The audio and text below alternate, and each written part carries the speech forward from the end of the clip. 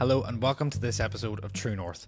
My name is Padraig and this week we have a very open, honest and vulnerable conversation for you with Domhnall Nugent. Domhnall and I have crossed paths in the past and today we're rejoining forces to explore more into the world of addiction, mental health, self-image and so much more. About 18 months ago from this podcast, Domhnall set up his own podcast called Let's Face It. He's ran various workshops and events of his own and spoke at functions for other people too about the importance of mental health and addiction and how we should look at prevention rather than cure. Domhnall has been a top performing athlete in the GAA and may have various accolades to his name, but in this conversation today, Domhnall tells me how none of those things really matter if you're not in the right headspace.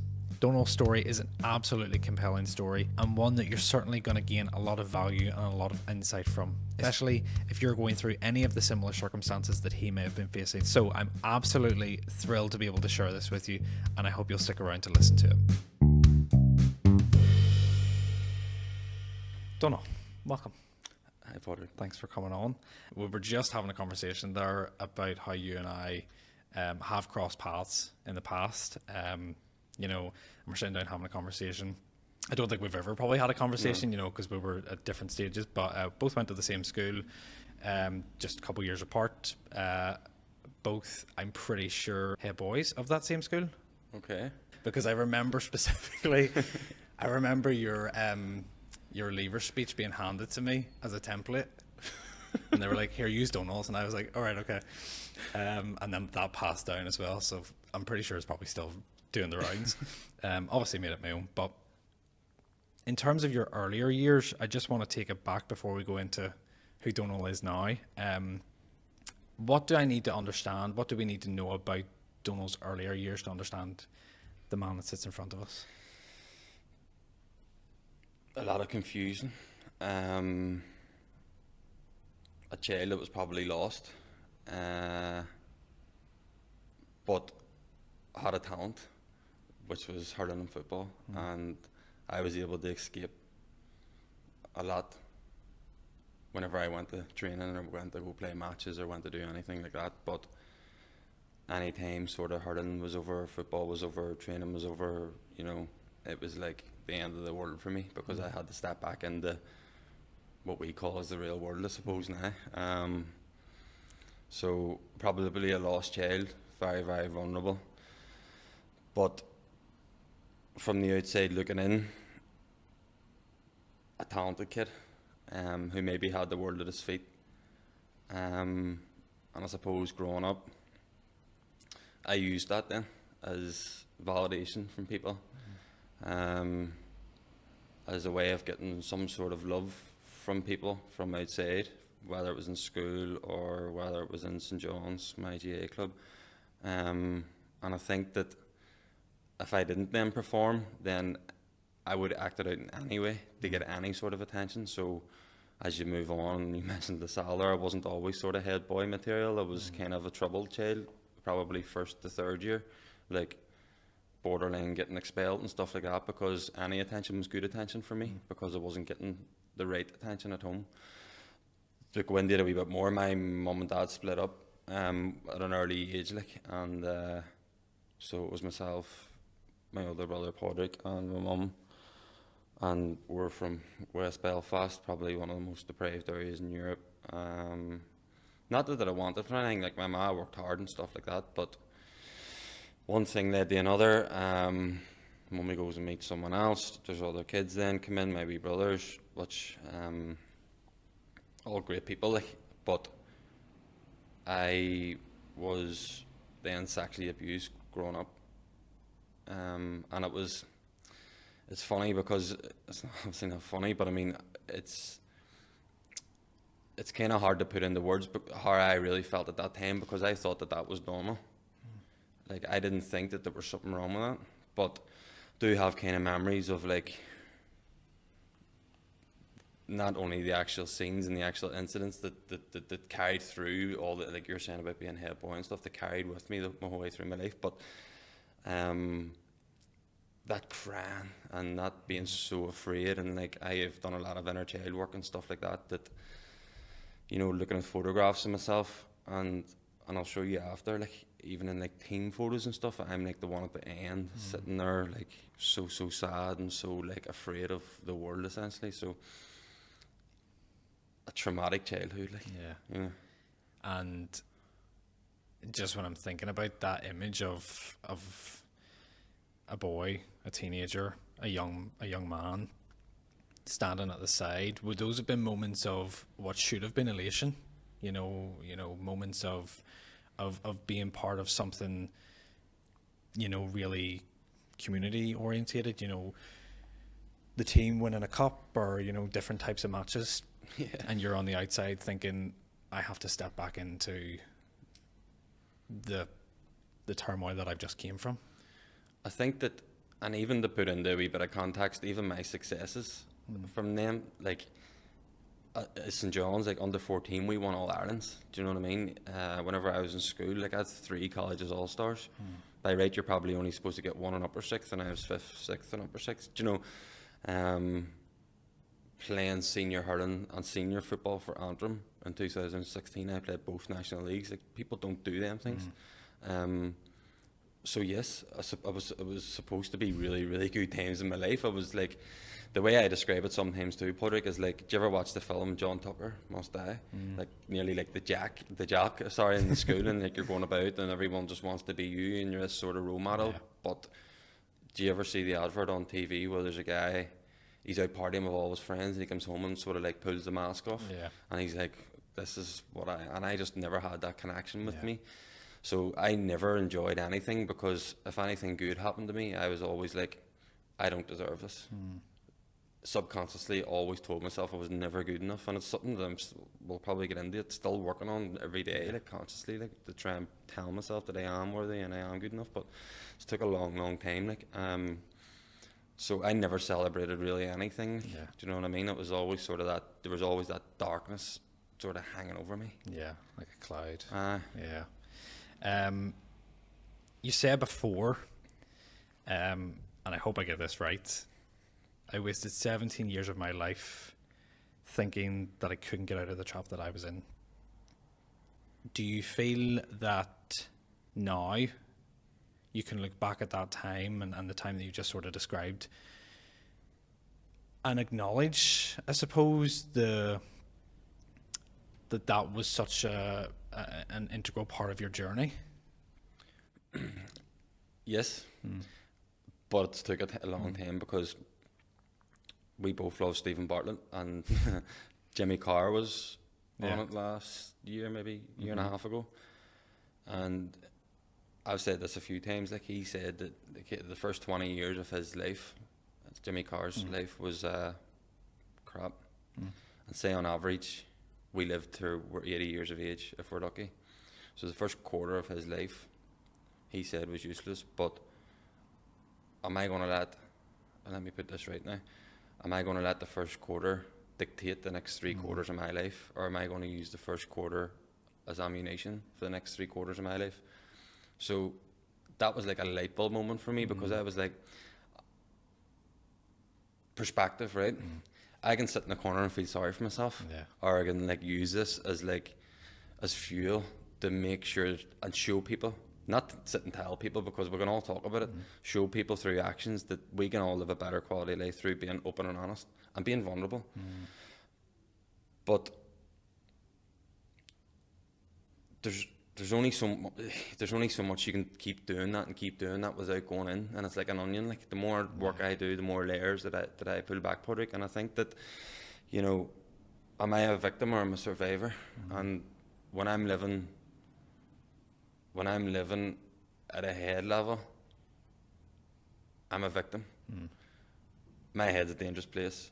Whenever I'm living at a soul level, like how often is there got wrong and all these types of things, when I'm living at a soul level, then I'm a survivor, and I'm blessed that all these things that have happened to me, because I firmly believe that I have a bit of faith, you know, even the power of the universe, or like whatever it is, your higher power. I have a strong belief that I've been put on this path now for a reason, because I was able to deal with it, and now I'm able to help other people. So, yeah. And what do you think that reason is? Because if you can think of it. no, but it's just what I said there. Basically, because I am a survivor, because I'm strong, I'm probably people listening may think that it sounds a bit cheesy, but I genuinely love that person looking back at me in the mirror now.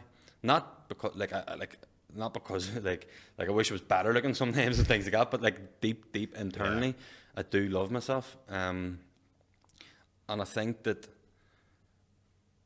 in the whole grand scheme of things, I think that I'm the most mentally strong person that I know. And that makes me proud. Yeah. So it's keeping telling myself that, and keep building myself up. And because I spent all them, as you said, them 17 years in turmoil, sort of like going roundabouts. To come back again, to answer your question, I genuinely believe that me looking at myself in the mirror and being like, do you know what, you are really strong. Like, for what you have came through, to that night stand in the middle of the Kremlin going, what are you doing? Like, the lying under a bus shelter, sitting outside McDonald's on Saturday nights, fucking picking chicken nuggets off the ground after everyone goes home after a night out in town. Do you know, because there's nothing, there's no money left. Do you know, all these things, and I'm going like, yeah, you can do anything. So we all have the ability to do it, but the more we look at the external problems instead of what's going on internally, then we're just going to keep going round a bit. Like, yeah, absolutely. You talked a little bit about self-image there. Well, quite a bit about self-image there. And I think it's something that everybody struggles with, at some point in their life. And I do believe that it's something we're always improving upon. In terms of self-image, what are the ways that you would have perceived yourself back then? What are the things you would have been telling yourself? I was useless. I wasn't good enough. The state of me. Now, I wasn't a state, to be fair. Our paths crossed whenever I was back working in the school. And I think that me sitting here today and that person in the school is like two different people. Yeah. Like, I was 20 stone in weight. But I felt comfortable doing this to myself because I didn't have any self-respect. So, I even remember a flat that I had in Belfast, and I didn't have any mirrors in it because I was like, I'm not looking at myself.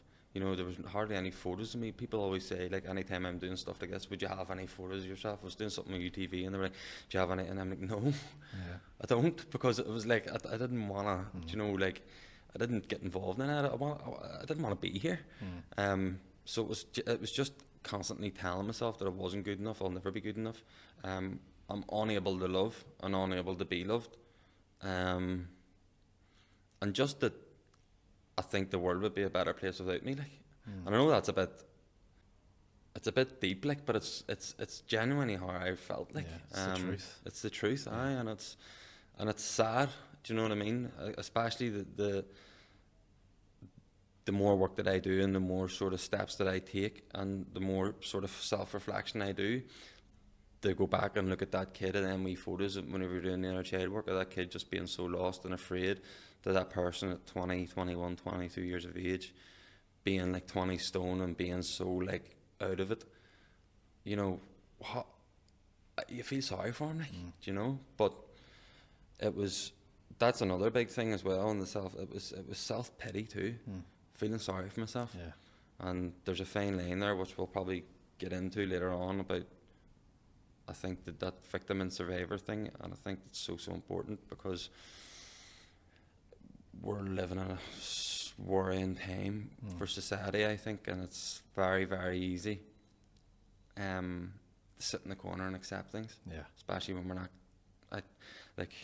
I have people on my podcast every week who are like McConlon and these people who are doing kind of well in what they do, and we talked about it before we started recording. It's very often the people from these deprived areas, like McGregor, I watched his thing last night that he just got released, who then sort of strive because they don't want to be a part of that.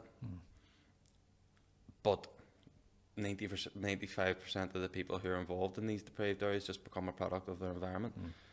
So it's all about acceptance, like accepting who you are and accept where you want to go and accept what path you want to go into. But you can only do that through clarity. Like, Yeah. do you know what I mean? And that took me a long time to get and heal and rehab and all that crack. Yeah. But self-image it's very, very dangerous. Like, Yeah. you know? And I think you touched upon something there as well, you know, just in terms of like being where you're coming from, where you come from, you know, in your environment. And yes, there's social conditioning, there's parental programming, you know, all the different things that we grow up with that become part of our subconscious belief system. But when we become more aware and we grow up and we go through different parts of our journey and again expand our consciousness a little bit, there's nothing wrong with being proud of where you come from as well. I think that's, you know, especially where we both come from, you know, a lot of people might turn around and, you know, I used to always be like, oh, somebody asked me where you're from, and I'm like, Belfast, Yeah. you know, and they're like, oh, what part? And I'm like, Yeah. do I say? And also, it doesn't matter either. It shouldn't matter. But it was always in the back of my mind, oh, do I really want to say where I'm from? You know, because there was probably part of me that was going, I shouldn't be here. I shouldn't be standing here, or this person's going to think differently of me because of where I'm from. And I think we should be proud of where we're from. It's that big three-lettered word, ego, that I needed to strip away. And the other thing is that we're probably brought up in a way that you kind of have to have all your ducks in a row. Like, you go to school, and then secondary school you do your A levels, then you have to go to, if we're lucky, university, get a girl, get married, have kids, get a 9 to 5, work until you're 70 and then die. Yeah. That's just like, that's the lucky people from where we're from. But the people who sort of drift into that product of their environment then go whole other ways, like drugs and whatever. But it's funny you mentioned that, because every time I stand up wherever I go, and a few of my mates, like Conor Miller there from Tyrone, and he'd be sitting laughing, like, because I would stand up anywhere I go. I say, my name's Domhnall Nugent and I'm from West Belfast. Yeah. And people just find that so amusing. I'm so proud. I said there at the start about it, I had to disassociate, kind of the reassociate in terms of different friend groups and stuff, and that's just with the path that I'm on and stuff like that. But I'm proud. Like, I was even in the Odyssey on Friday night, and Paddy McDonald was on the stage, like, and he sold out the place, like, and me and Paddy have became friends, and I think that, like, he's just from up the road. Yeah. Isn't it amazing just to see people, local people, just doing so well? Celebrate these people. Yeah. Celebrate them, because I've talked about this before too. I think we live in a society where we want to see people do well until they do well, and then we want to find sort of pins or whatever in you and be like, no, he's whatever, and trying to put them down. But you mentioned there about what people think of you, and it's something that I'm working on a lot. Like, is not really caring, honestly, because we spend a lot of time as a society, and me personally, like, looking for that validation of people from even when I was a kid. But we talked about at the start about looking for that love and stuff, and I genuinely can fill up my own cup now and just be like, I can walk around that town and be happy and sit in coffee shops on my own and watch the world go by and just be like, do you know what? Yeah, life's good. Like, yeah. And I wanted to have a chat about that element of validation. And you touched upon going to like coffee shops and stuff like that, because it's something I don't really do too much. You know, I'm always one of those like grab and go kind of guys. And I thought to myself on Tuesday, I had an hour before going into work, which I don't call work because I love what I do. But I had an hour before I went into work, and I thought, you know what, there's a lovely wee cafe up in Lisburn. I'll go into it, sit, have a bit of breakfast, have a coffee, and just sit on my own, you know. And so many people might fear that, you know, because of what other people think of them. You know, I used to probably think, if I go into this coffee shop and I sit there and I have an iPad or a laptop or whatever it is, I might look like I'm doing work, but other people are going to go, oh, look at him, he's, you know, he thinks he is something, or blah, blah, blah, whatever it may be. Things are just running through your head, or you think you're going to see somebody that you know and you're like, shit, no, not this person, you know.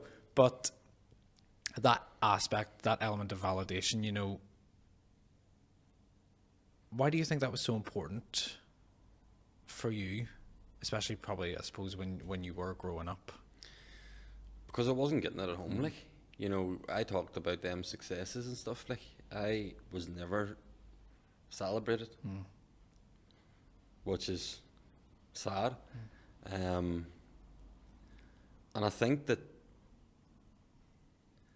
you know, going a wee bit deeper into the trauma, like, I think that whenever you're experiencing that, Podrick, that it's like hell. Do you know what I mean? There's probably films you've seen that I would probably put on par with what I was going through. Like, so constantly wanting to feel like I was part of something, because I've never felt a part of something, even though I've been involved in teams, even though that I was never alone, but I always felt lonely. Because I always felt like an outcast, even though I was the man that people look up to. So that's sort of what I sort of referenced it there about I'm able to fill up my own cup. I was constantly trying to get you or the next person to fill it up for me, and whether that was just like you're brilliant or you're class or you're good looking or I want to go out with you or whatever, or you're a really good player, that was just feeding me to keep me going from one day to the next. Like, and it's funny because whenever you get to 21, I was living in England, sitting in the bed on my own, you know, went and took a load of tablets, drank a bottle of whiskey and not wanting to wake up again. I think that there was nobody there giving me that validation. That was probably the first time I was on my own properly, because I wasn't Domhnall Nugent, the Antrim hurler. I wasn't Domhnall Nugent, the All-Star. I was Domhnall Nugent who was sitting on the end of a bed in Birmingham at 4 or 5 stone overweight, not wanting to be here. So who was going to want to be a part of that life?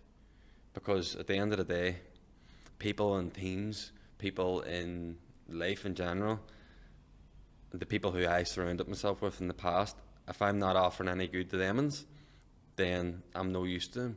But if I'm the best player on their teams, if I'm the captain, if I'm helping them win medals, if I'm buying them drink, buying them cocaine, doing this thing, then of course they're going to love me. Yeah.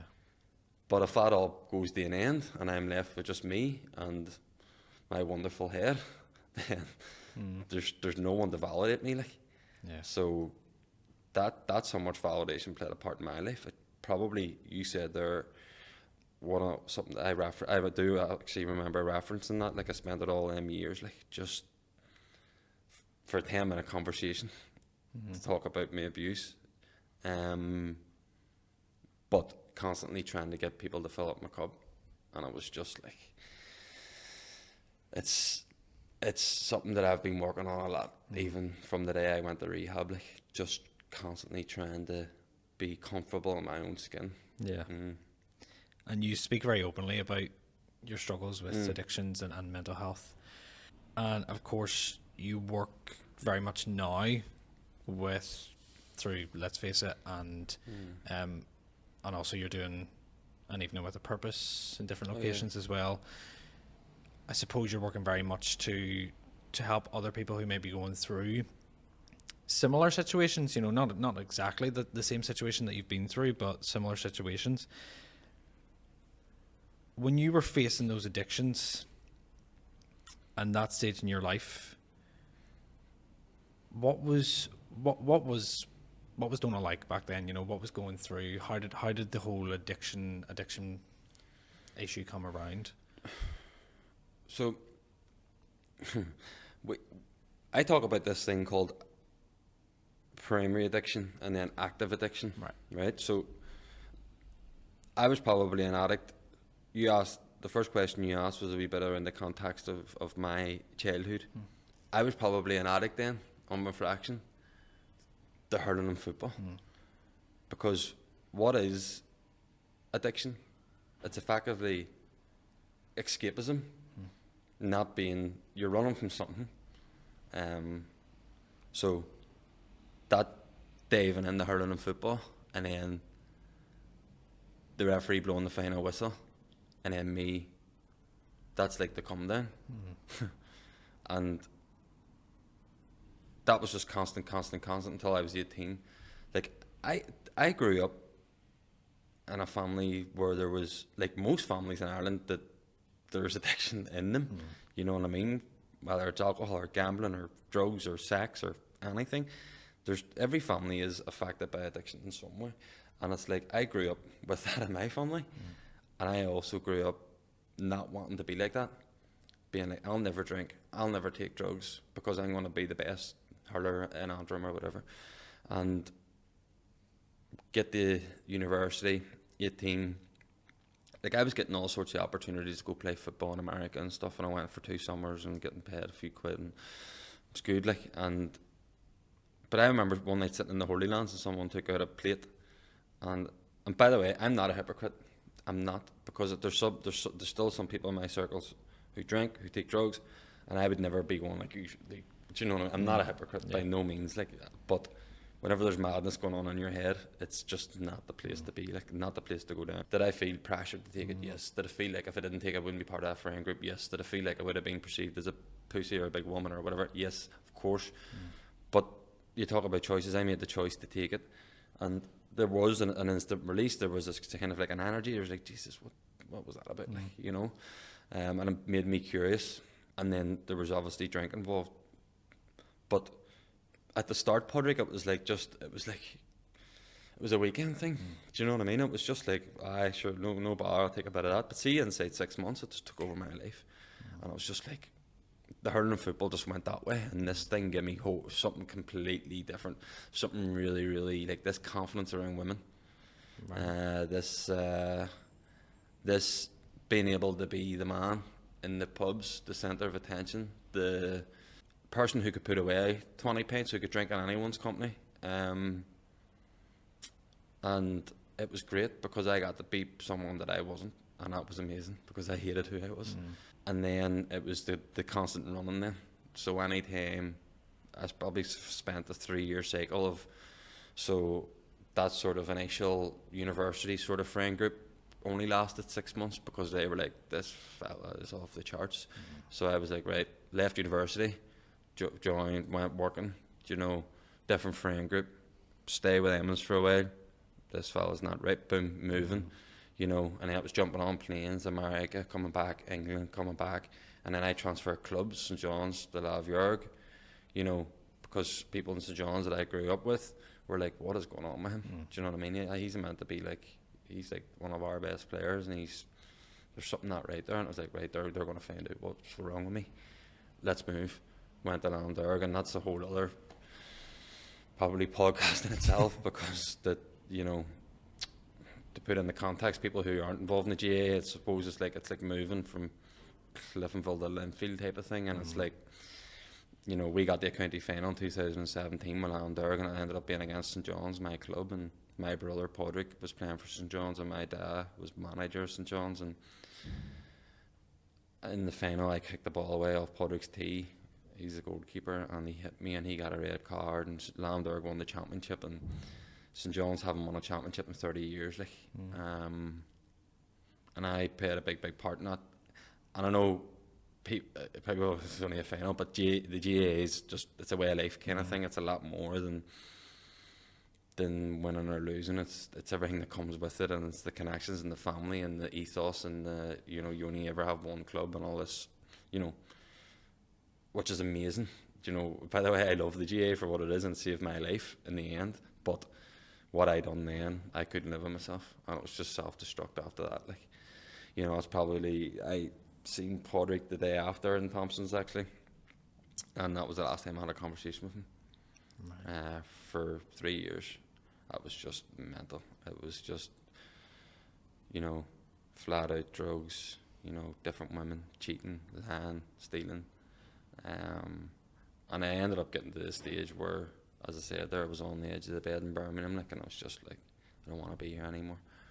And I think that, like, but like I come back from England with over 20 grand, like, and that's still a good enough for what I was doing. I was going, right, I can come back here and put a deposit down in a house, get a job, and everything will be fine again. Back to this running. And there's one thing that I've learned over this whole period is, or through my life, I suppose, is anywhere you go, you know, you can bring a suitcase and you can go jet set and you can do this, but your problems still come with you. Like, do you know what I mean? And like inside 7 months, that the 20 odd grand was gone, like up my nose, and facilitating other people's addictions, bands, sort of friends, if you like, you know, things like that. And it was just probably, it was the worst thing that happened, probably the best, to be honest, because it was going nowhere anyway. Do you know what I mean? So yeah, it's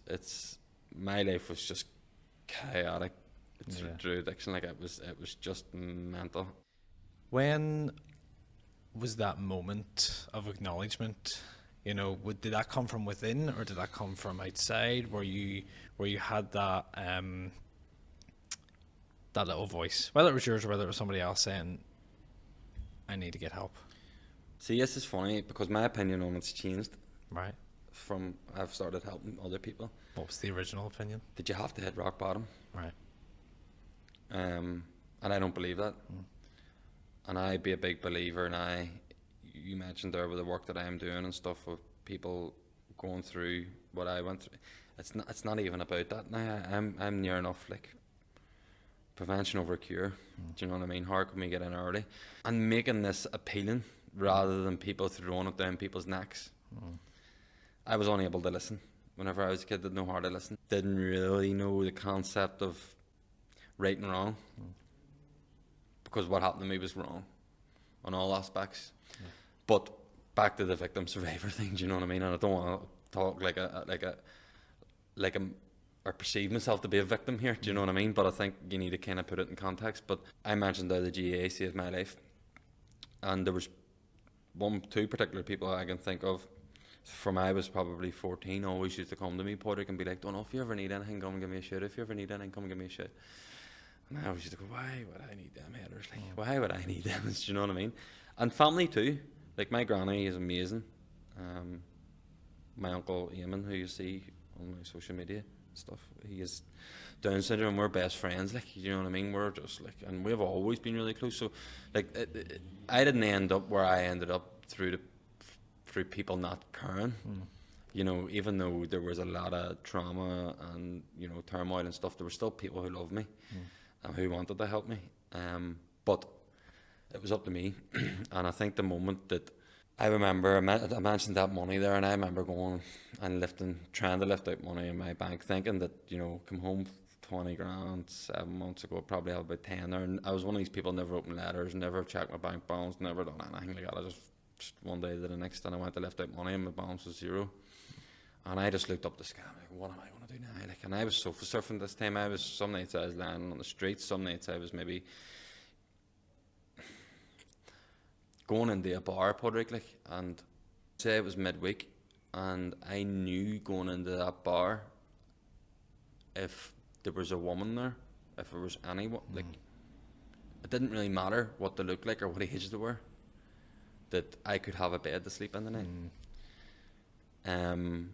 That's what I was at, like. And I remember even one morning then, this is when it all came to an end, I suppose. I woke up underneath my granny's porch, and I never really found myself under there. Like, I tried to stay away from it. Tried to stay away from really, really affecting people, to be honest. Now, obviously, there was a lot of people affected, especially girls, you know what I mean, my age, probably two in particular,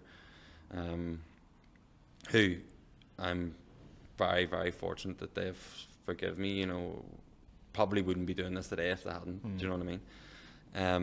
But I woke up underneath my granny's porch on the 3rd of June 2019, and my granny opened the door in tears, and our Eamon is looking over her shoulder, like, and both of them crying their eyes out, like, please don't go and get some help.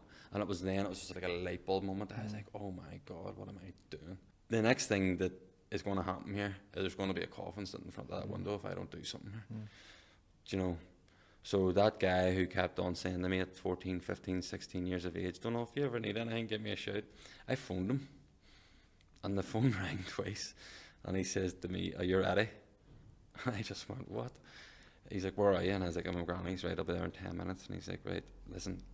I was like, Paddy, what's going on here? Why did you always? He's like, I could just recognise it in you. And that's the power of the GAA community, and the power of any community, the power of a workplace, the power of having good people around you. And I admitted myself then to rehab, and I went in on the 10th of June 2019. So I'll be coming up to my 4th birthday here soon, which is cool. It's amazing. But that was probably the moment that I just went, it's do or die here. But no one going to rehab, that there was one thing I needed to do, Padraig, and it was to be honest, because I was never honest, ever. Yeah. Never told the truth. And that comes from the trauma that I had when I was a kid, and I knew. By the way, like I've been out of rehab nearly 4 years, and I've probably only openly spoke about this for the last 18 months, because of the work that I've been able to do on myself. So it's still kind of hard to talk about, but I know that and by the way, this isn't about me. I think that's important to note, that I don't do this for you to say, Jesus, do you know what, it's like class what you've done, or for that validation on social media or whatever. I don't. At the start I probably did. At the start I probably went in the pubs and not drank, so whoever was in the other end of the pub looked over and, oh, Jesus, there's big Domhnall sitting in the pub and not drinking, he's already turned the circle. But I think as you mature and grow, and you don't, back to that filling my own cup thing, that it's about the next person. It's about the next person who messages my page, or the next person who comes into my office, or the next person who goes to rehab, and that's what Kieran May was on, and he talks about the ripple effect, and that's what I'm trying to create. So I can detach my ego from, or whatever it is, from telling my story, because it's not really about me, even though it is about me. Do you know what I mean? Yeah. But that honesty and that being true to yourself was probably, to answer your question, I suppose, was probably that light bulb moment. Just a quick word from our sponsors on this podcast. This week's sponsor is Simply Zen. Simply Zen is one of the most amazing, magical and spiritual holistic and wellbeing brands in Northern Ireland today and across the UK. Simply Zen hosts a range of different events, a range of different training academies, and they also have fantastic products on their website and in store that range from crystals, such as the one I'm wearing on my neck at the moment, to incense, jewelry, novelty gifts, ritual items, and so much more. Everything for your magical needs. Simply Zen is the home of holistic well-being, and if you want to visit them, they're based in Belfast City Centre and in Lisburn as well. You can also visit their online store, simplyzen.co.uk, and if you want to check out any of the events they have on, they always put out their events at the start of every single month, whether that is training courses, ceremonies, retreats, or just a simple meditation and sound bath experience. Simply Zen is there for all of your spiritual, mindful, emotional and well-being needs. They also have a range of different therapies such as Reiki energy healing, Indian head massage, Rahani celestial healing, Hopi ear candling, facials and so much more. So if you're into your spirituality, if you're into your mindfulness, if you're into your well-being, check out simplyzen.co.uk. And if you're wanting to shop online for an amazing gift or something just to treat yourself, don't forget to use the code TRUENORTH for 10% off. That's TRUNORTH, True North, in your voucher code at the checkout for 10% off. So why wait around? Make your life magical today with Simply Zen. I want to touch on vulnerability. We spoke about how open this is and this chat is. What do you think is so important about being vulnerable and being in that space? So I actually have a vulnerability group now, which I'm in, just the three of us, and we meet up every Wednesday and be vulnerable with each other. And I think that I was on a podcast for the GPA I was on a different podcast there a couple of weeks ago, and I asked him the question of, you threw out this word resilience a lot. And I says, other than the sort of definition on Google of resilience. What do you think it is? Like, he gave his, and he threw the question back to me, and I was like, the best form of resilience is the ability to be vulnerable. And he was like, what? And I was like, yeah. I was like, I genuinely believe that, because if we're tapping into being our vulnerable selves, then I think that another one of my core values is authenticity. Then it enables me to be my authentic self. And I think that when you can be vulnerable and leave everything out there, and with knowing that these people aren't going to judge you, I think that's important to with your circles, back to that point. But and throw it out there, and the authenticity, and these things come together, then I can't sit in a coffee shop on my own and not care. Do you know what I mean? And I think that if I can stand in front of 10 people or 1,000 people and be vulnerable, there's power in that. Like, there has to be power in it, because those who have been vulnerable with me, like the growth that I've seen, that's just through being vulnerable and not holding anything back. Like, and then your authentic self comes out, and I just think that that's such a powerful place to be in. And it's funny you mentioned there about the even sitting at a laptop and pretending you're doing work and stuff. And I mentioned there about Paddy McDonald and the Odyssey. Like, I went to the Odyssey by myself on Friday night. Now, I knew people who were going, but I was like, nah, I want to sit there on my own with a pint of Coke Zero, Pepsi Max in the Odyssey, and chill out and just watch him and be proud of him. Yeah. And not care what else is going on or who else is around, and just be like, have a laugh at Paddy. Like, yeah. Do you know what I mean? Yeah. And I just think that I wouldn't have been able to get to that point. I actually had a wee bit of a moment during that, being like, jeepers, like 4 years ago you wouldn't have been able to. Do you know what I mean? And I think that only through me being vulnerable, Padraig, and vulnerability and that authentic self sort of coming together, then I wouldn't be where I am. I wouldn't be able to sit here and have this conversation with you. Do you know what I mean? Like, we're effectively both being very vulnerable with each other in front of whatever, how many people's behind that camera. But I can walk out in that street in an hour's time and still be me. So I don't have different hats for different aspects of different parts of my life. Do you know what I mean? So it used to be Domhnall Nugent the hurler, Domhnall Nugent the whatever, the drinker, Domhnall Nugent the kind of liar, the cheater, all these different things. Now I'm just Domhnall. And what you see is what you get. And I think that's just through me being vulnerable. And I kind of love it in a way. I don't really do small talk anymore. Do you know what I mean? It's kind of deep, conscious conversations, you know, like, and I think, like, it really does make a difference, you know, and it's something I would really encourage people to do, you know, like, actually try to have a conscious conversation. And I think when you actually open yourself up and be vulnerable, like you said, you're building a sense of resilience, because you can't build that resilience if there is, you know, a wall or a boundary that's already up. You need to drop that boundary and let yourself feel the emotion of whatever it is that you're feeling, and tap into that and allow yourself to feel that, to be able to go, okay, I'm building that up so that I can then inform myself of if something else happens in the future, you know, how do I react or respond to that situation? So I think being vulnerable is so important in loads of different situations. In situations you can be vulnerable, of course, but yeah, I think you're so right in terms of how that links up with resilience as well. How do you think, you know, not necessarily for yourself, but how do you think other people can become more aligned, you know, with their true authentic self, like you were saying there? It's finding out who you are. Who am I? What are my values? What is my purpose? And what do I do on a daily basis? And is that in alignment with what you do on a daily basis? Because if them three things aren't in alignment, then you're not probably ever going to be content.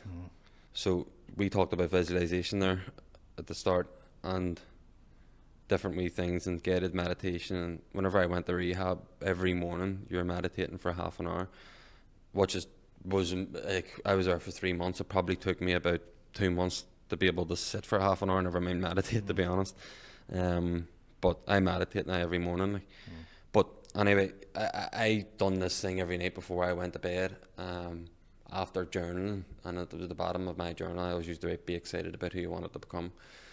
And I used to go to bed then and just lay and be like, what could I become? you know, and then I was sort of smiling at myself and laughing at myself. And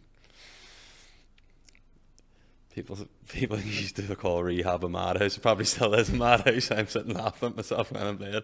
But I didn't know until, I suppose, I started doing the work on these buzzwords or whatever, that was visualization essentially. And I seen myself in Croke Park playing for Antrim, and I seen myself, you know, in some capacity or aspect or whatever, helping people, like Domhnall at 6th year being a head boy writing speeches. I knew that there was some sort of I could maybe be that person. Yeah. Do you know what I mean? Delivering and being a voice. And my heart used to fill up knowing that I could do this and help people. So I think I found my purpose lying in the bed in rehab that night. But whenever I left then, my values were in check. You know, be honest. You know, be honest with yourself, be honest with other people around you. Love and both give and receive. I had a real problem with receiving it because I didn't think I deserved it. And so them two things were sorted. But the daily basis thing, I was working at a builder's merchants, then I left, and then I was working in a car dealership, and not that there was anything wrong with the place. I was on good dough and all, like everything was good from the outside. Look, like I was in a good enough spot in my life, I thought at that time. And then I sort of got a light bulb moment, and that's how I sort of come up with that sort of triangle of like, I know what I want to do. I know whenever I'm helping people that it fills me up. But whenever I'm going in and selling cars, I'm not a car salesman. You can't be your authentic self, and you can't live by your purpose of helping people, and you can't necessarily be honest and love and all these things whenever you're a car salesman. So I actually took a 20 grand pay cut to leave the car dealership and go and work in the rehab centre that I was in. And that was simply down to me being in alignment with what I wanted to do in my life. Hope that answers your question. Yeah, no, absolutely. It's something I speak to people about from time to time as well, is, you know, if you're in a great paying job, but you're not necessarily feeling in tune, aligned, you don't feel like you're in the right place, going to another job, starting your own business, doing something that feels right, or if you feel like you want to do, but it might not necessarily meet the same standards financially as the one that you're currently in, isn't a bad thing, you know? I want to touch upon the work that you do now. Yeah. For those that don't know what you do, give us an idea of what you're currently at. So, apart from sitting in coffee shops, I actually do a wee bit of work. So basically, I left the car dealership and wanted to pursue a role in helping people. This was probably 18 months ago. So took it to a full-time job in the rehab centre, which was in Sister Concilio's in Uri, which is the rehab centre I went to, which was really, really cool. Such a full circle moment, kind of really cool. So I was an addiction facilitator in there, so it looked like working with people one-to-one, and they put you through like an internal counselling program too, which is really cool, and it made me learn a lot about the things that we're actually sitting talking about today. The group therapy, I love group therapy, love the power of the group. So that's what I done that 9 to 5, Monday to Friday there for probably nearly a year. No, sorry, about 8 months probably. And in the middle of that, I started up a podcast called Let's Face It, on a wee Instagram page. And this was just down to people messaging my page, as in my own Instagram page. And I was like, there needed to be some sort of separation. I talk a lot about identity, especially whenever I go into workplaces and stuff. I'm not just Domhnall Nugent, who is a recovering alcoholic. I'm not just Domhnall Nugent, who is a hurler. You know what I mean? I kind of have to have a separation. I love my own space. You know what I mean? So I started up that page to create a platform for people to maybe a few week quotes and maybe message in, and I'll maybe help them get into rehab and and someone said to me, you should start up a podcast, and I was like, no, I've no interest in doing a podcast. I can't talk to people, like I don't really like all this, but they were like, no, just trust me, I think you'll be good at it. And I was like, right, okay, I'll start a podcast, but I'm only ever going to do 10 episodes. And that was fine. And done the 10 episodes, and we done a wee survey after it, and there was something like, I can't remember the exact figures, but there's something like 60 people messaged who went to counselling. 10 people went to rehab. I helped get into rehab, and I was like, what? This is actually helping people. This is actually making a wee bit of an impact. Talk about the ripple effect. And then I felt like it was my duty then. I felt like, you talk about the universe and you talk about all these things, I felt like it was this is my job, this is my role in life, and I was happy with that.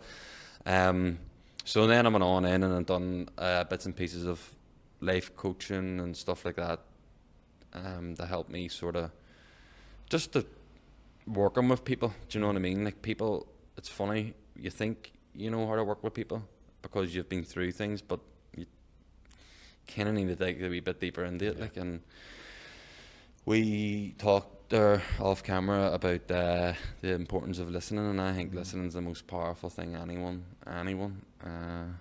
can do. And I suppose God gave us 2 ears and 1 mouth for a reason, because we should listen twice as much as we should be talking.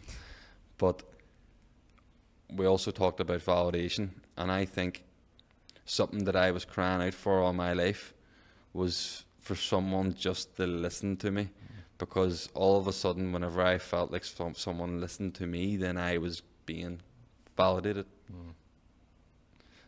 So I go back in then. I was like, right, I'm going to do more podcasts then, kind of made it a thing. And then Paddy McDonnell, who we all have the same producer, they all do their live podcast, and they were like, why don't you do something like that? And I was like, but anyway, I done it. It was actually through the help of Kieran May. I actually went to him and was like, Kieran, I'm thinking about doing it. He's like, just do it and book it, and and then if you book it, then you have to do it. And I was like, right, okay, I'll do it. So I had my first event at the start of January. My first live event, well-being event, I feel like, and I mentioned there that about prevention over cure, and I think that if we're going to be doom and gloom about it, there's no point. Do you know what I mean? Why can we not be positive about this stuff? Why can this stuff not be encouraged? Why can we not get people in the rooms who have sort of done relatively well within their lives because they made the right choices? So that's what I'm at now. I am now full-time working for, let's face it, for myself, essentially. I hate, back to this West Belfast thing, I hate this sort of, I work for myself, and just probably because of, not that I hate it, it's just we're sort of not supposed to. And I think it's just, I find it a wee bit uncomfortable saying that I have a business and stuff. I don't know. But that's what I do, essentially. I work full-time for myself. I sub myself into the rehab centre, bits and pieces. I do the podcast, work one-to-one with a few lads, keep that small, like, you know, for energy reasons. Like. And then my live events, probably try and have one of them a quarter. And we've sort of took the show on the road now. We're in Oma last quarter. I think we're going to head to Dundalk, and we're going to go around different counties and stuff, which is cool. So that's what I'm at. On top of then, you know, let's face it, this became now a project rather than a throwaway page with a few quotes and a podcast, I suppose. And there's all different aspects to it, and we'll have our merchandise now. We've started up a collaboration with Burke Sports. There's a percentage of the profits then go into local charities within West Belfast, West Wellbeing, one of them. Inspire Wellbeing has been very, very good to me too. that's the merchandise side of it, and we're talking about projects. So phase 1 then of the next project is going to be a wellness centre in West Belfast, which is actually going to be right on the Peace Wall. And it's just creating that space for people to, I don't want this to be, there's probably a whole other podcast in this too, Padraig. I'm doing all this through my experiences and through the people who I'm working with, and there's this sort of, you know, model of AA, Alcoholics Anonymous, and GAA and stuff, and it's kind of like the movies. You go in, and I sort of touched on it there a second ago about identity. You go into this room and you stand up, or you don't stand up, but you're like, my name's Domhnall and I'm an alcoholic, and hi Domhnall. You know, nah, it gets people sober. Yeah. I don't begrudge it in any way, but where's the transition from being an addict to being a success in life? Not just staying sober, but, you know, being excited about who you want to become and blossoming and getting a job. Yeah. Do you know what I mean? Getting a qualification, like all these things that, like, addicts are the smartest people I know. Do you know what I mean? I've sat in some rooms and I'm going like, give them a platform, give us a chance, like, do you know what I mean? I know a certain person who has been sober for 23 years, and he wanted to apply for a job, and he was being honest on the job application. And I'm going off on one here, but I think this is important. Any history of addictions? Yes. Sober 23 years, in residential treatment, whatever, blah, blah, blah. So this was the very, very last part of the interview process. This person went through like 4 different steps, and he didn't get the job through him being 23 years sober. So I was like, so if you hadn't put that on, because no one would have knew any difference, you would have got the job, which is something that I'm really passionate about this product. And I think that, so back to the point about AA and this doom and gloom, and it's sort of like even the idea behind rehab, you know what I mean? What do we always associate like addicts as, or like whatever, people lying in streets and stuff like that, do you know what I mean? And I just want to create this big colourful environment where people can be like, do you know what, I can go in here because he's, back to what I said at the start, he's not just telling us that you can do this, he's actually showing us we can have a better quality of life. And I just think that's the first phase anyway, a wellness centre, and ultimately I want to have a rehab, a residential rehab centre here in Belfast. Like that's my plan. Like, so that's what I'm at. Amazing. Loads of work ahead anyway. But up for the challenge, of course. Every time we do this podcast, we end on 3 questions. I call them the Magic 3. And I only call them the Magic 3 because I feel like they're thought-provoking questions, you know, and you don't know unless you've watched the podcast what these questions will be. So just before we finish off, we'll start with the first one. What is the best advice you've ever heard? Be honest. And the best relationship that you will ever have is the relationship with yourself. Took me a long time to find that relationship with myself, but now that I have a relationship with myself, my relationships with other people are on a different level, complete different level. Like even with my dad, unbelievable. My brother Padraig, or Eamon, my granny, the people around me, or Siobhan and Colin, like just really, really honest, and I can just be present with them, all because I have a relationship with myself. I didn't really understand it whenever I was told it, but now I understand it now. Yeah, hindsight's a beautiful thing, isn't it? What's the most valuable lesson you've learned in life so far? Most valuable lesson? There's been plenty of lessons, but I'd even flip that. You know, I answered the first question with being honest, not being honest. You know, I spent a long time, and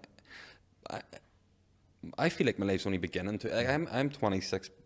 I think that we spoke there about a life in a very short space of time. Like there's still a lot of opportunities for me, and I know that. But I spent a long, long time just being in a shell, like, and not being honest. and just curved up in a wee ball, and just so afraid of expression and being able to speak, and that not being honest part is just, and there's loads of people out there probably will go through their whole lives without being completely honest, like everything on the table, and that kind of scares me in a way, but I also kind of feel sorry for them people because I know what it's like on the other side. It's an amazing place to be, you know, so. Biggest lesson, not being honest. Yeah, and I always like that. It's so far, you know, it's because there's always going to be more lessons as well. Yeah.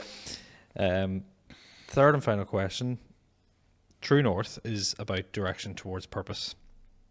And I think we sort of touched upon mission already, but I'm a firm believer that we have different purposes at different stages in our lives.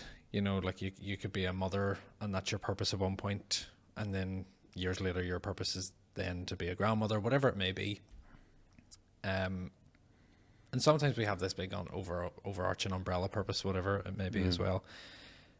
What do you define as your purpose at this stage in your life? Being the best version of me to help people be the best versions of themselves. So the best version of me is not to be the best at podcast, to be my best at podcast, not to be the best hurler, but to be the best that I can be at hurling, which will, I know, help, and it is helping people be the best version of themselves. And I think the reason why I said that the way I said it is because I spent so long trying to be the best, and that resulted in me being in a bad place, because how many people are the best? Like, my purpose is genuinely to get the best out of me so I can get the best out of other people, and I think that just fills me up, like, you know, that gets me out of bed in the morning. And I think that for now that'll do. Yeah, it's very much like you said earlier on, and you touched upon the concept and the visualization of filling your own cup, and I talk about it so much with other people. Once you fill your own cup, you can let it overflow and feed that into other people's as well, and top them up a little bit at a time, you know, without taking too much from yourself. That's amazing. Yes, Domhnall, thank you very much for coming on. I really, really appreciate it. I've really loved how open and honest we've been today. It's been fantastic to have you on. If you are interested in finding out more about Domhnall or Let's Face It, where can people find you? I don't know any coffee shop in Lisburn Road. Let's Face It on Instagram and Facebook, just at Let's Face It. Isn't that what you say? At Let's Face It. And then, Instagram and Facebook and Twitter and LinkedIn and all that crack. I'm not too savvy with all that, but or if there's any sort of speaking inquiries or anything like that, it's just contact at letsfaceit.info. There's an email address there which Colleen picks up and sorts out. So perfect. That's me. And thanks for having me, Padraig. I think it's amazing what you're doing, and it's funny. It's funny the way your paths cross again, isn't it, after so many years and stuff. I think it's really cool, and to see that you're sort of living your purpose, and you've created an amazing space here, so fair play. I appreciate it. Thank you. I honestly, it's been great chatting to you. Fantastic. We'll leave all of the links for Domhnall's contact details in the description of this podcast, wherever you're getting your podcast. But yeah, all that's left to say is thank you very much, and have a great week, everybody. All the best. Sound. Cheers.